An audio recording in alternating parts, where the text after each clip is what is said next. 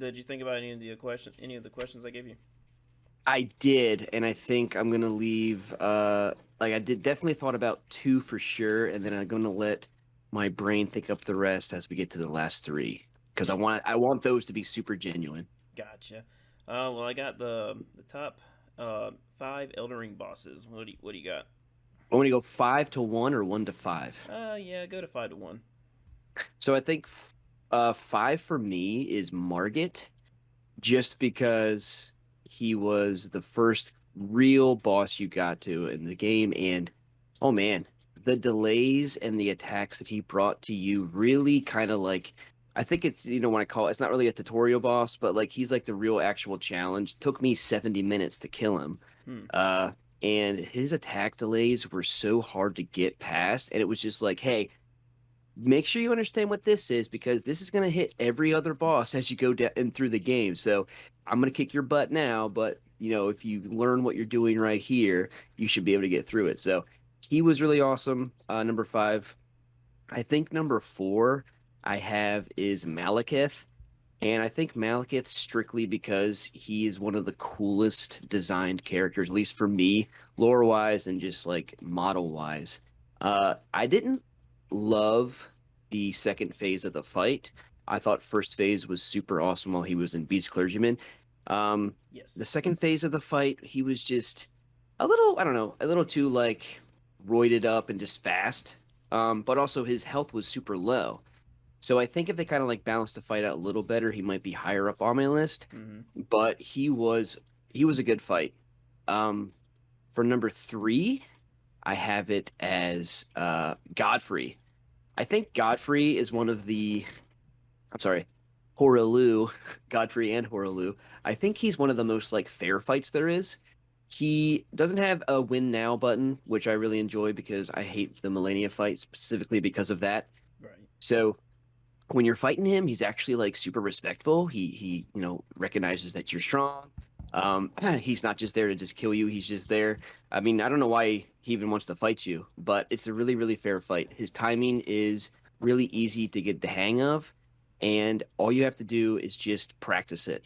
And I really loved how phase two blew my mind when he goes from phase one to phase two transition. Mm-hmm. I had to look up the lore on that lion because I was like, what just happened? That was the most metal thing that happened, I think, in Elden Ring while I was playing. It was fantastic. And I mean, I did kind of like get a little cheap on my kill. I used a bunch of comments in phase two because I'm not good enough to fight him in melee. So maybe that's a little cheap, but you know what? I didn't care. I wanted to get done the fight. Number two for me is I gotta think for a second. I have this written down. Oh my god, I'm sorry. That's fine. What, you're gonna have to edit this out. What the hell's number Oh no, two? no. Uh, Oh my goodness. Number one is Moog, though. We're gonna go to one oh, right now. I think for Moog, he is he's the perfect fight. Actually, is it Moog or Mog? How do you say it? I've been saying Moog. Okay, because I heard a bunch of people say Mog, and I'm like, am I wrong or are they wrong? I think everybody So, has oh, their I'm own. sorry. Huh, do what? Placidusax was number two. Aha. And is it Placidusax or Placidusax, or how do you say that one? I haven't looked up the pronunciation for that one yet. Yeah, so Placidusax, I think the absolute coolest design of any boss that I fought, especially in that game, and maybe even Dark Souls 3, which is the only other one that I played. He is like magnificent. Obviously, there's one of those always like hidden places, so the whole lie down thing was cool. They always do that. Go back in time, fight a dragon that isn't even at his full power anymore. He only has two of his five heads. The arena was amazing. His move set was amazing. The soundtrack was baller. Really, really, really good soundtrack. The whole game has good soundtracks, but I think like Mm-hmm. Placidu's Sax's soundtrack is just awesome. The the fight when he goes into phase two and just disappears and just goes into this mist, you have to like scroll your camera around just to see where he is before he comes careening at you like a meteor was, I mean, just so cool. That fight was awesome. And I found him to just be a big bag of health. So not only was his stuff like hitting like a truck, you had to also like fight him for a while because he had so much health. So Wow. I think definitely number two plus it attack for that. Now, go back to number one, Moog. Perfectly balanced fight, in my opinion. He took me the longest to kill because he was actually the only one of the harder bosses that I actually didn't use a Mimic Tier on. I used Mimic Tier on Melania, unfortunately, Mm. but I did not on Moog. And the reason I didn't on Moog is because I got to phase two a lot. I was progressing through the fight well, and I was getting to phase two a lot. It was just phase two was so difficult. It took me way too long to realize that I was getting bleed status on my screen. The problem is the bleed status meter is red, and the entire arena turns red, and he throws red stuff at you, so I couldn't see it. So lore wise, you want to hate him. Like his lore is he's just a turd. He stole his like half brother, and try to do some weird blood magic on him. His arena is amazing. Get into him is like his whole process through PvP and stuff through Vare. His design is awesome. His voice is great. The soundtrack's really awesome. And his move set is predictable enough, but it builds on it as you go into phase two. It's not like, hey, phase two, this is a different complete thing. No, all of his stuff added on into phase two because everything you did in phase one, you practicing on helps you out in phase two. And I loved that. Hmm. I don't like having to do all this stuff in phase one and then you get to a brand new thing in phase two, Yeah. like Radigan and Elden Beast kind of thing. That was annoying because you had to do everything in Radigan and then go to Elden Beast and then just get shot by 8,000 lasers. So that's what I didn't like about Elden Beast. So Moog was just perfectly balanced in that scenario. And I got the biggest euphoria after killing him because it was, for me, it was like 2 hours and 20 minutes I was on him. And I was on like 43 deaths, I think. And how many sips of whiskey I had because that's my thing is when I die, I sip whiskey. So Oh uh, wow. yeah, he was amazing. I think boss fight Moog was the best. Very nice. Yeah, you actually have two bosses that I have currently in my top five, and that's Godfrey and the Beast Clergyman. Um, Okay. What just are the the rest? so my number five is Godric. He was extremely fun to learn. He was Oh actually yeah, yeah. it didn't actually take too long to understand his moveset, but I had a blast every time I tried him out. I actually um so what happened on my first character, I incidentally killed him when I didn't want to. I played. See, I like to play. I like to do record my boss fights without the heads up display for my reviews. Yeah. And I wasn't. I didn't. I had no idea I was so close to the end of his life bar. And so I killed him. And usually, what I do, I quit and restart. Yeah. I've done this ever since Dark Souls 3, especially with Dark Eater Mitter. Whenever I killed the boss when I didn't want to, I would restart and just fight him again. Just because I love the boss so much. And Dark Intermitter is probably, I think he's probably number two for all time favorite bosses. Yeah, I probably have to agree with that. Um, but so I quit and restart. I came back. The fog gate was up, but only for a couple seconds. It vanished. I was like, oh no! And I got all Oh, his ruins and stuff. And I was like, well, heck, I definitely can't have that footage because I killed him way too quickly. And I think that I might have taken damage. I don't know. It was during a practice run, and okay. another interesting thing. I have a video about it. The dragon model head was still attached to the dragon on the left side of the arena, Oh, interesting. and so I made a whole video concentrating on that. I was like, okay, I wonder if that's on purpose or was it a glitch because I quit and restart right when I killed him. So I used my second character to use for a boss review. I ended up getting the footage I wanted, and the head remained off the dragon. I'm like, wow! So I discovered a tiny little glitch that probably Oh no one yeah, has yeah. ever seen It's before. very minute. Yeah. Yeah, so that was cool about Godric. It was really fun finding his little free space, especially his wind whirl attack, which has Hated it. two variants. Either he shoots out homing wind or kind of light homing wind projectiles. I didn't really care for that very much. They weren't very satisfying to dodge. Um, but his other variant is when he starts kind of doing a, a tumble around and jump Yes. attack. That has a very awesome free space wraparound you can do with your character, and you can get a nice little hit in. So that was one of my favorite tags.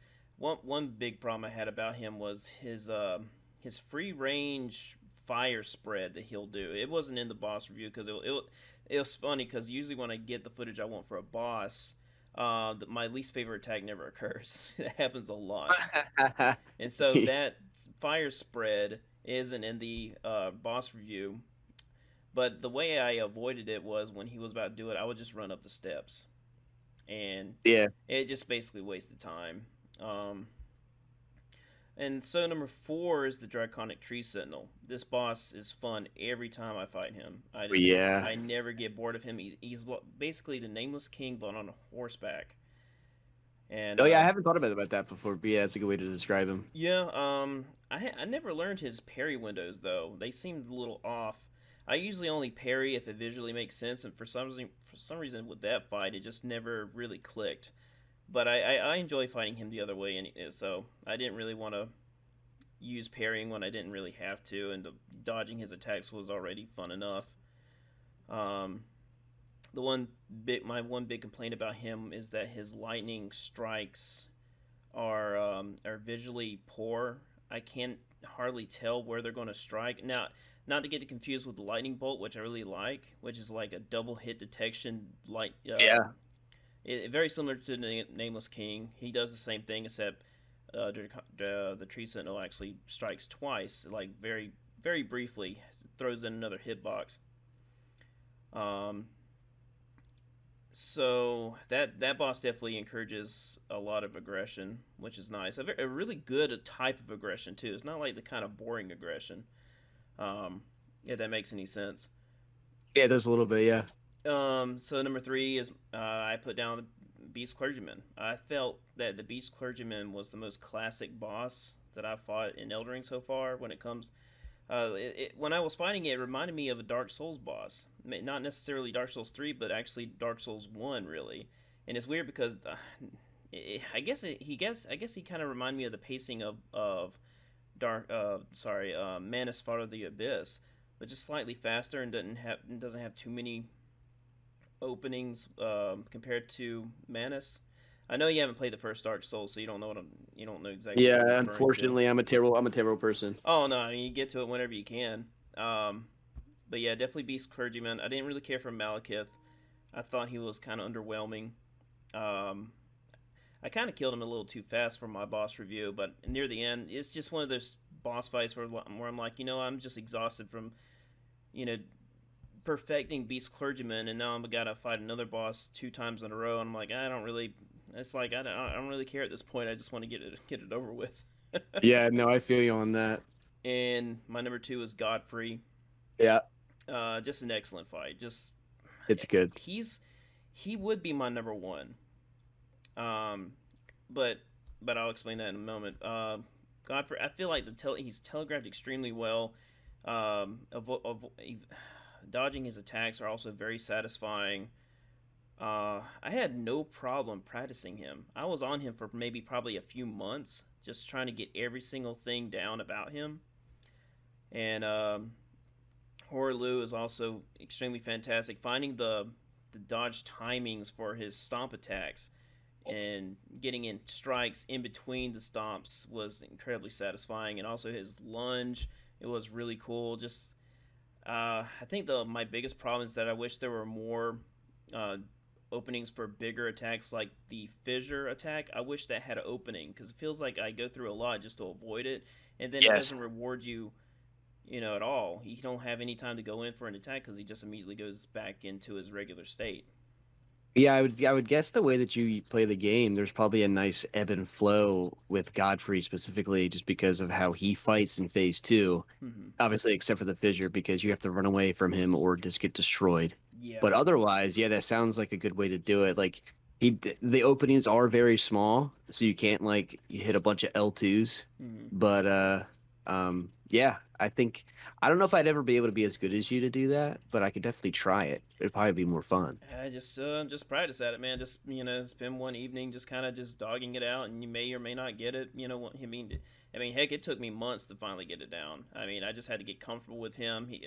A boss when you first start a boss, they look extremely fast, but the more time you spend with them, they slow down. Like Radagon, he was like super fast at first.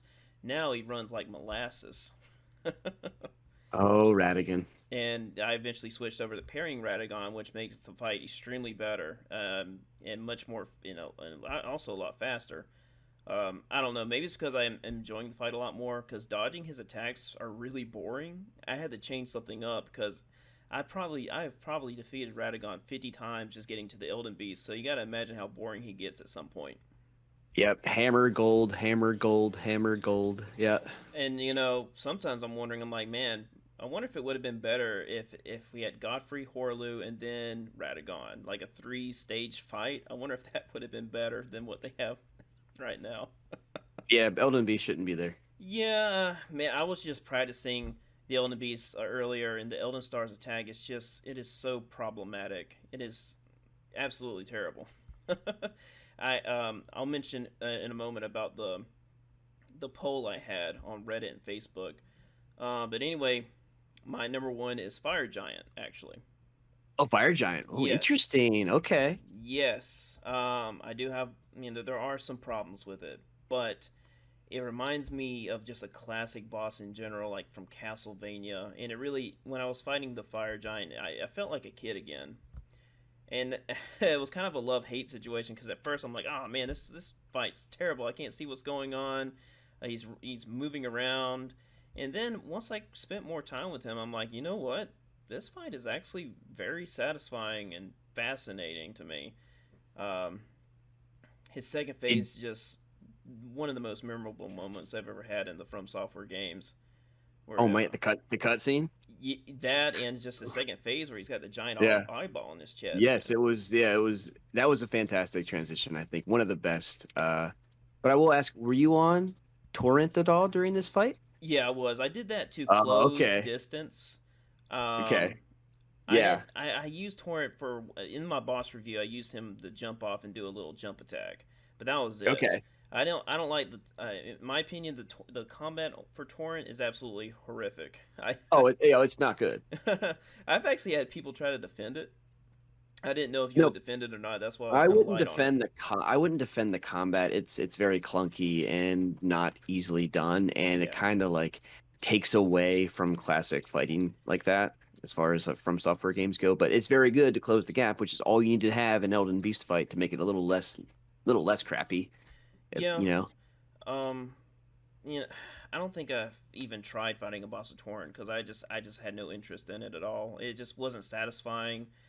A lot of people are like, "Oh, there's iframes if you dash." I'm like, "Yeah." I mean, I'm sure there might be a small amount, but it's not even enough to be viable or satisfying in any way. So, because iframes need to be viable and satisfying. They can be viable, but they can also not be satisfying. It just depends on their design. It needs both of those components to really work. Yeah, I mean, there was a few times in the Fire Giant. I mean, I think Fire Giant's the biggest arena in the game, probably, Uh, and it's got to be close. Arena wise, that's a size good wise, question. but the amount of terrain that I got caught on though and dying by a fireball, Mhm. it's too many to count. Yeah, I will address those problems. He does roll around too many times. Even in the recording I got for the review, he rolls around like 3 times in a row, and it just takes us so much time. His fireballs can create they can create RNG scenarios where you're trying to avoid the blast and the AOE effect of the fireball, and also dodge his attacks. And that's just another reason why you have to run away and then come back later and dodge his plate attacks. I see. I'd rather not fight him far away. I'd rather fight him between his legs. I feel like that's the better fight. Also, when he's in the second phase, when he's on his knees, he's a lot better if you fight him in the front. Because I see a lot of people actually fight Yes. him by attacking his ankles. I'm like, why are you doing that? His arms are the weak spots. That's always been clear to me. For some reason, whenever I see people and they're fighting the ankles, I'm like, no, no, you're done with the ankles. Move on to the arms. What do you? Well, I even said a thing in my little review of it was, or my little walkthrough was, if you're on the sides, you're gonna get rolled on. Hmm. But if you're in the front, he doesn't roll forward. He rolls sideways. So Yeah, you're safe from a roll if you're in front or the back. and another important use of Torrent in that fight is when he summons 2 fireballs. I get on Ugh. Torrent and I trigger those Yep. fireballs and they explode. And then I get off and continue the fight. See, that's kind of now that you're talking about Fire Giant more, I'm not gonna put him in my top five, but he's probably number six because if you ever played WoW, they have all of these boss mechanics. I feel like Fire Giant had more mechanics to that, like kind of like a wow effect. We have to trigger these fireballs, you have to hit his braid on his leg. He's always at these specific weak spots, kind of thing. So I don't know if you agree with that sentiment, but I think that's kind of what I'm getting to the more you're talking about it. I've actually never played World at War. World of Warcraft. World of Warcraft. I'm sorry, don't Yeah, even have the yeah, name right. yeah. No, it's fine. The only Yeah, thing I they have know. Oh, sorry. just kind of like extra mechanics to kill a boss, which normally in FromSoft you're just attacking bosses and dodging. But it seemed like Firegiant had specific things you had to do to make sure you could survive. Oh yeah, and I also love the stagger animation where you get to stab him in the eyeball. That was perfect. I never staggered him, so Really? I'm a terrible player, so I Oh. couldn't. I never saw it. I was too busy hitting him and running away. Yep. The stagger meter wasn't going up fast enough for me, at least. It took me a while. My kill was probably like 8 minutes, 9 minutes. It's actually it's a lot more generous than you think. You just gotta, I mean, you just can't, have too many gaps. But he actually staggers fairly easily. I might have gotten, well, of course, I only got it once, but it usually seems to only happen towards the end or at the very beginning of the second phase. It just depends on how aggressive you are on the first phase. Okay. But yeah, everything about that boss is just fascinating, especially when you get the break that splint off his leg and his leg breaks in the Yeah. cutscene. I'm like, man, why can't all the bosses be this interesting when it comes to And cinematically? yeah, he just offers his leg up to this other god. It was crazy. I'm like, why couldn't God of War 2018 have boss fights like this?